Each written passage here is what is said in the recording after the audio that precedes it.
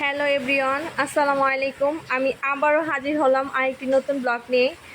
আমার ছেলে জায়ানের আজকে খিচুড়ি রান্না করব। খিচুড়িতে কি কি উপকরণ লাগবে তা আজকে সব কিছু আপনাদের সাথে শেয়ার করব। আপনারা চাইলে এরকম সবজি দিয়ে রান্না করেও খাওয়াতে পারেন বা আপনাদের ইচ্ছা মতো সবজি দিয়ে খাওয়াতে পারেন। তো আমি সর্বপ্রথম মাছ, মিষ্টি কুমড়া, একটু আলু, পুঁই শাক, চাল, পেঁয়াজ, একটু রসুন নিয়ে নিলাম।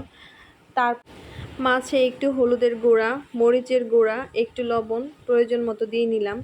তারপর আমি মাখিয়ে তারপর এটা তেলে ভেজে নিব। তেলে ভাজার পর এটা আমি উঠায় রাখবো। এই ফাঁকে সবজি ধুলাম। আমার ছেলে অনেক কান্না করতেছিল, যার কারণে একটু কলা নিয়ে আসলাম, একটু কলা খাইয়ে দিলাম। এর মধ্যে এটা খাওয়ানোর পরে যখন দেখতেছি যে না ওর পেটে কিছু আছে, তখন আমি আবার চলে যাব আমার রান্নাঘরে। তো আমার বাচ্চাটা অনেক দুষ্টামি করতেই থাকে সারাক্ষণ। তো সবাই দোয়া করবেন আমার বাচ্চার জন্য।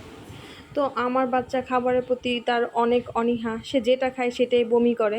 তো আমি চাই যে আমার বাচ্চাটা একটু সুস্থ থাকুক, সব সময় একটু ভালো খাবার খাক। তো আমি খিচুড়িটা বসিয়ে দিলাম, এর মধ্যে একটু লবণ দিয়ে দিলাম, একটু তেল দিয়ে দিলাম।